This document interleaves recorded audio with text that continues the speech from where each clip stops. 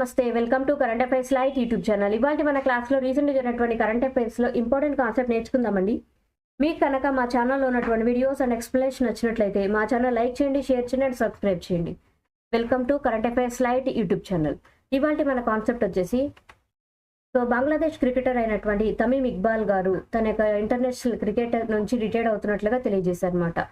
And ఆయన చాలా famous cricketer. Bangladesh తరపున ఆయన ఇప్పుడు మంచి ప్రతిభను కనబరుస్తూ ఉంటారు. ఆయన తన యొక్క రిటైర్మెంట్ అనేది ఇవ్వడం జరిగింది. అన్ని మ్యాచెస్కి కాదు, ఓన్లీ ఇంటర్నేషనల్ క్రికెట్ మ్యాచెస్ వరకు ఆయన రిటైర్డ్ అవుతున్నట్లుగా తెలియజేశారు.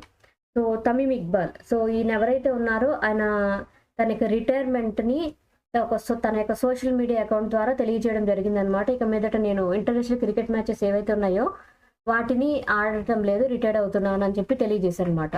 సో ఆయన యొక్క కెరీర్ పరంగా, తమీమ్ గారి యొక్క కెరీర్ పరంగా అయితే ఇంటర్నేషనల్ రన్స్ వచ్చేసి 15,192 రన్స్ ఇంటర్నేషనల్ రన్స్ ఉన్నాయి.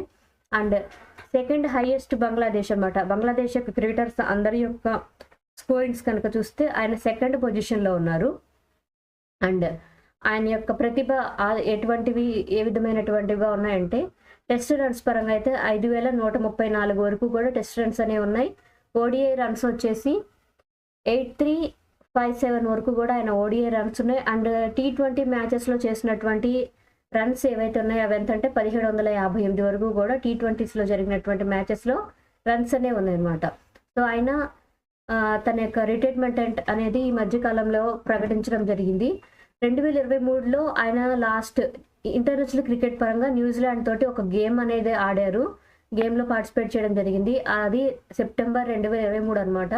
ఆ తర్వాత నుంచి ఆయన ఇంటర్నేషనల్ క్రికెట్ మ్యాచెస్కి దూరంగా ఉంటూ వస్తున్నారు. రీసెంట్గా అయితే ఇక మీదట ఇంటర్నేషనల్ క్రికెట్ మ్యాచెస్కి దూరంగా ఉంటున్నట్లుగా, రిటైర్ అవుతున్నట్లుగా తెలియజేశారు. సో ఇండియా యునైటెడ్ నేషన్స్కి సంబంధించినటువంటి committee on big data and official statistics ఏదైతే ఉందో ఆ యొక్క కమిటీలోకి జాయిన్ అవుతున్నట్లుగా తెలియజేస్తుంది అనమాట. జనరల్గా యునైటెడ్ నేషన్స్కి సంబంధించినటువంటి చాలా విభాగాలు ఉంటాయి. యునెస్కో అని, యునైటెడ్ అని, ఇట్లా చాలా విభాగాలు ఉంటాయి అన్నమాట. అటువంటిదే united committee on big data for official statistics. అంటే ఇందులో బిగ్ డేటా అంటున్నాం. సో బిగ్ డేటా అంటే ఏం లేదు. బిగ్ డేటా అంటే ఫర్ ఎగ్జాంపుల్ ఏ అనేటువంటి ఒక దేశం ఉంది. ఈ దేశానికి సంబంధించినటువంటి కంప్లీట్ ఇన్ఫర్మేషన్, ఆ దేశ ప్రభుత్వం అవ్వచ్చు, ఆ దేశ జనాభా అవ్వచ్చు. జనాభా అంటే మన దేశంలో ఫర్ ఎగ్జాంపుల్ మన దేశంలో 100 కోట్ల మంది ఉంటే 100 కోట్ల మంది యొక్క కంప్లీట్ ఇన్ఫర్మేషన్, అలా ప్రతి ఒక్క దేశం యొక్క కంప్లీట్ ఇన్ఫర్మేషన్ ఒక బిగ్ డేటా కనుక తీసుకుంటే దాన్ని అనలైజ్ చేయడం అనేది గవర్నమెంట్ చేతిలో ఉంటుందన్నమాట. అటువంటి బిగ్ డేటా ఏదైతే ఉంటుందో వాటిని ఏ విధంగా వినియోగించాలి, లేదా ఆ బిగ్ డేటా యొక్క సమాచారాన్ని ఎటువంటి విషయాల కోసం ఉండాలి అనేటువంటిది నిర్ణయించేదే ఈ యొక్క కమిటీ అన్నమాట. సో యునైటెడ్ నేషన్స్కి సంబంధించినటువంటి దేశాలన్నిటిలో ఏ దేశాలైతే బిగ్ డేటాని కలిగి ఉన్నాయో ఆ దేశాల యొక్క లెక్కలు, ఆ దేశం యొక్క డేటా ఏదైతే ఉందో ఆ డేటా అన్నిటి మీద హక్కులు కలిగి ఉండి అదే డేటాని ఏ విధంగా వినియోగించాలి అని తెలియజేసేది యునైటెడ్ నేషన్స్కి సంబంధించినటువంటి బిగ్ డేటా కమిటీ అన్నమాట. సో ఈ యొక్క కమిటీలో మన ఇండియా జాయిన్ అవుతున్నట్లుగా తెలియజేయడం జరిగింది. ఎందుకోసం ఇటువంటి విషయాన్ని, ఇటువంటి గ్రూప్లో మన భారతదేశం జాయిన్ అవుతుంది అనేది కూడా మనకి ఇంపార్టెంట్ అనమాట.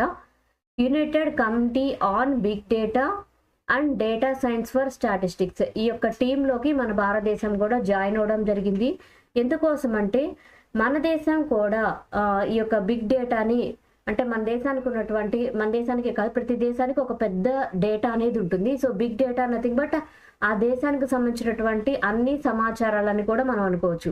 సో అలా బిగ్ డేటా ఏదైతే ఉందో దాన్ని ఏ విధంగా వినియోగించాలి, సో దాన్ని వినియోగించే క్రమంలో ఎటువంటి చర్యలు తీసుకోవాలి, ఎటువంటి కొత్త టెక్నాలజీ వాడాలి, వీటన్నిటినీ కూడా గ్లోబల్ స్టాండర్డ్స్కి తగ్గ విధంగా మనం అన్వయించుకోవాలంటే మనం అవన్నీ నేర్చుకోవాలన్నమాట. అందుకోసమే యునైటెడ్ నేషన్స్కి సంబంధించినటువంటి ఈ కమిటీలో భారతదేశ సభ్యత్వం తీసుకోవడం జరిగింది.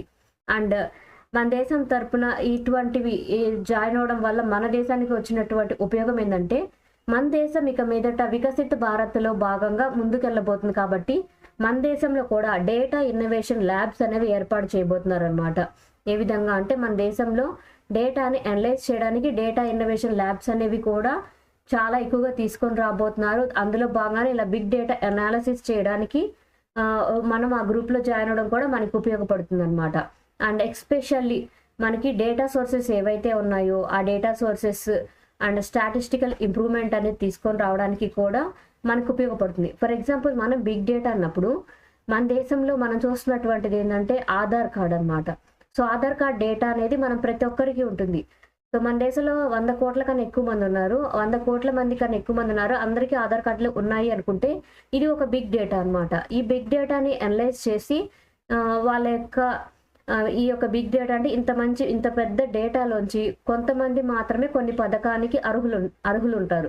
ఫర్ ఎగ్జాంపుల్ ఒక 20 కోట్ల మందికి మాత్రమే ఒక పథకానికి అర్హులని భావిస్తే దాన్ని ఎలా ఫిల్టర్ చేయాలంటే ఆ పథకానికి అర్హులు ఎవరు అనర్హులు ఎవరు అనేది అనలైజ్ చేయగలగాలంటే ఈ బిగ్ డేటాని అనలైజ్ చేసేటువంటి టెక్నాలజీ అనేది మన దగ్గర ఉండాలన్నమాట. సో అందుకోసమే మన గవర్నమెంట్ బిగ్ డేటాని డిజిటల్ సైన్స్ని అనలైజ్ చేయగలిగేటువంటి యునైటెడ్ కమిటీ తోటి మన దేశం కూడా సభ్యత్వం అనేది తీసుకోవడం జరిగింది. అండ్ ఇలా తీసుకోవడం వల్ల ఏంటంటే మన ఫ్యూచర్లో డేటా ఇన్నోవేషన్ ల్యాబ్స్ ఏర్పాటు చేయబోతున్నాం ఇంకా ఎక్కువగా చాలా చోట్ల. వాటన్నిటి విషయంలో మనకు ఒక అవగాహన వస్తుంది. అండ్ ఇలా చేయడం వల్ల ఏంటంటే మన దేశంలో సుస్థిర అభివృద్ధి లక్ష్యాలు అనేవి ఉన్నాయి. దాన్ని SDG గోల్స్ అంటాం. సస్టైనబుల్ డెవలప్మెంట్ గోల్స్ ఏవైతే ఉన్నాయో వాటిని సాధించే క్రమంలో మన బిగ్ డేటా ఎనాలిసిస్ అనేది మనకి అవసరం. సో అలా ఎనాలిసిస్ చేయగలగాలి అంటే మనకి ఈ కమిటీ యొక్క సహకారం అనేది మనకి ఇంకా బెటర్గా ఫ్యూచర్లో లభించబోతుంది అనమాట. ఎందుకోసం అనేది కూడా మనకి ఎనాలిసిస్ పరంగా తెలుసుకొని ఉండటం మనకి ఎస్సేస్ రాసేటప్పుడు ఉపయోగపడుతుంది. సో PM నరేంద్ర మోడీ గారు ఫ్రాన్స్ని విజిట్ చేయబోతున్నారు త్వరలో. సో ఎందుకోసం అంటే ఆ యొక్క దేశాన్ని విజిట్ చేసి అండ్ దాంతోపాటు సమ్మిట్లో కూడా పాల్గొనబోతున్నారు. సో నరేంద్ర మోడీ గారు ఫ్రాన్స్ని విజిట్ చేసి అండ్ దాని తర్వాత అక్కడ జరగబోయేటువంటి సమ్మిట్ ఏదైతే ఉందో దానిలో కూడా ఆర్టిఫిషియల్ ఇంటెలిజెన్స్కి సంబంధించినటువంటి మీటింగ్లో కూడా పాల్గొనబోతున్నారు అనమాట. 2025లో మన దేశం నుంచి ప్రాతినిధ్యం వహిస్తూ ఆ యొక్క మీటింగ్లో మన మోడీ గారు పార్టిసిపేట్ చేయబోతున్నారు. సో ఈ ఫ్రాన్స్కి యొక్క ప్రెసిడెంట్గా ఉన్నటువంటి ఇమాన్యుయల్ మ్యాక్రాన్ గారు అండ్ నరేంద్ర మోడీ గారు ఈ యొక్క అప్కమింగ్ ఈవెంట్ ఏదైతే ఉందో దానిలో వాళ్ళిద్దరు కలుసుకోబోతున్నారు అనమాట. ఫ్రాన్స్కి మన దేశం నుంచి మోడీ గారు వెళ్ళి సందర్శన చేసినప్పుడు అండ్ దాంతోపాటు PM మోడీ గారు అక్కడికి వెళ్ళి సమ్మిట్ ఏదైతే ఉందో ఆ సమ్మిట్లో కూడా పాల్గొనబోతున్నారు. అండ్ దీని ద్వారా ఏంటంటే సమ్మిట్ ఏదైతే జరగబోతుందో దాన్ని ఏ విధంగా భావించవచ్చు అంటే సమ్మిట్ ఫర్ యాక్షన్ అనే విధంగా ప్రెసిడెంట్ మ్యాక్రాన్ గారు ఈ యొక్క సమ్మిట్ని వ్యాఖ్యానించడం జరిగింది. అంటే ఏ విధంగా ఈ యొక్క సమ్మేళనం ఏదైతే ఉందో ఇది ఇక మీదట యాక్షన్లో దిగేటువంటి కూటమిగా ఉండబోతుందని వాళ్ళిద్దరి యొక్క సమ్మేళనాన్ని ఆయన సమ్మిట్ ఫర్ యాక్షన్గా తెలియజేశారు. అండ్ ఈ యొక్క ఈవెంట్ పరంగా అంటే వాళ్ళిద్దరు కలవడము అండ్ ఈ యొక్క సమ్మిట్కి హాజరవబోవడం దీన్నన్నిటిని దృష్టిలో ఉంచుకొని మనం అర్థం చేసుకోవాల్సింది ఏంటంటే రెండు దేశాల మధ్య ఫ్రెండ్షిప్ అనేది బాగుంది. అండ్ దాంతోపాటు ఈ యొక్క ఈవెంట్ వల్ల ఏంటంటే గ్లోబల్ డిస్కషన్స్ పరంగా ఆర్టిఫిషియల్ ఇంటెలిజెన్స్లో ఏ విధంగా ముందుకు వెళ్తూ ఉందో వాటన్నిటినీ కూడా ఈ యొక్క సమ్మిట్లో చర్చించడం జరుగుతుంది. అండ్ ఈ యొక్క మీటింగ్ నథింగ్ బట్ ఇక్కడ పాల్గొంటుంది ఫ్రాన్స్ దేశం యొక్క ప్రతినిధి మ్యాక్రాన్ గారు అండ్ మన దేశం నుంచి మోడీ గారు పార్టిసిపేట్ చేసి ఈ యొక్క మీటింగ్ ఏదైతే ఉందో ఈ యొక్క 1-1 డైలాగ్ ఏదైతే ఉందో అఫీషియల్ మీటింగ్ ఏదైతే ఉందో దానివల్ల మన రెండు దేశాల మధ్య ఆర్టిఫిషియల్ ఇంటెలిజెన్స్కి సంబంధించినటువంటి ఇష్యూస్ని ఏ విధంగా ఎదుర్కోవాలి అనేటువంటి విషయాల మీద రెండు దేశాల ప్రతినిధులు కలిసి చర్చించడం జరుగుతుంది. సో సునీత విలియమ్స్ గారు 12 సంవత్సరాల తర్వాత మళ్ళీ అంతరిక్షంలో తన యొక్క నడక అనేది చేయబోతున్నారు. అది కూడా 12 సంవత్సరాల తర్వాత అనమాట. దీనికి ఇంపార్టెన్స్ కూడా కొంచెం తెలుసుకుందాం. సో ఇండియన్ ఆర్జన్కి చెందినటువంటి సునీత విలియమ్స్ గారు రీసెంట్గా అక్కడికి వెళ్ళిపోయి అంతరిక్షంలో ఉండిపోవడం జరిగింది. ISSలో ఆమె ప్రస్తుతం అక్కడ ఉంటున్నారు ఇంటర్నేషనల్ స్పేస్ స్టేషన్లో. సో అక్కడ వచ్చినటువంటి కొన్ని పరిస్థితుల కారణంగా ఆమె అంతరిక్షంలోకి వెళ్ళి దాన్ని రిపేర్ చేయబోతున్నారు అనమాట. దేన్ని రిపేర్ చేయబోతున్నారు, ఎందుకు వెళ్ళబోతున్నారు అనేది కూడా తెలుసుకుందాం. సో రీసెంట్గా అయితే 16వ తారీఖు తర్వాత 12 సంవత్సరాల తర్వాత మళ్ళీ సునీత విలియమ్స్ గారు అంతరిక్షంలో తన నడక అనేది చేయబోతున్నారు. ఎవరితో కలిసి అంటే నిక్కీ హెగ్ కూడా ఆమెకి సహాయకంగా ఉండబోతున్నారు అనమాట అంతరిక్షంలోకి వెళ్ళేటప్పుడు. అండ్ ఎందుకోసం వెళ్తున్నారంటే NICR ఎక్స్రే టెలిస్కోప్ ఏదైతే ఉందో దాని యొక్క థర్మల్ షీల్డ్స్ అనేవి రీసెంట్గా డ్యామేజ్ అవ్వడం జరిగిందనమాట. ఎందువల్ల డ్యామేజ్ అయ్యాయంటే సో అక్కడ స్పేస్లో ఉన్నప్పుడు అంతరిక్షంలో ఉన్నప్పుడు అక్కడ ఉన్నటువంటి సన్లైట్ కారణంగా ఎన్ఐసిఆర్ ఎక్స్రే యొక్క థర్మల్ షీట్స్ ఏవైతే ఉన్నాయో అవి కొంత డ్యామేజ్ అవ్వడం జరిగింది.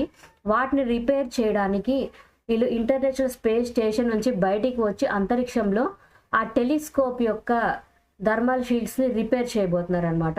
సో ఆస్ట్రోనాట్స్ అయ్యుండి ఆస్ట్రోనాట్స్ ఈ టెలిస్కోప్ని ఇలా రిపేర్ చేయడం అంటే సర్వీసింగ్ అనేది చేయడం కోసం ఎక్స్రే టెలిస్కోప్ని ఆర్బిట్లో సర్వీస్ చేయడం కోసం ఆస్ట్రోనాట్స్ బయటికి వచ్చి దాన్ని రిపేర్ చేయడం అనేది ఫస్ట్ టైం జరుగుతుందన్నమాట.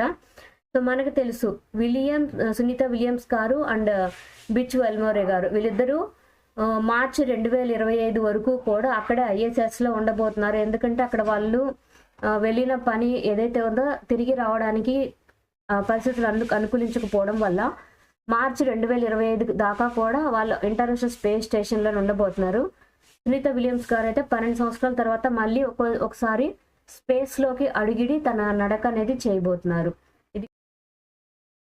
Thank you for watching my video. మీకు కనుక నా వీడియోని ఎక్స్ప్లెనేషన్ నచ్చినట్లయితే నా వీడియోస్ లైక్ చేయండి, షేర్ చేయండి అండ్ సబ్స్క్రైబ్ చేయండి. మీకు నా వీడియోస్ ఏ విధంగా అనిపిస్తుందో నాకు కామెంట్ సెక్షన్లో తెలియజేయండి. Thank you for watching my video. Thank you.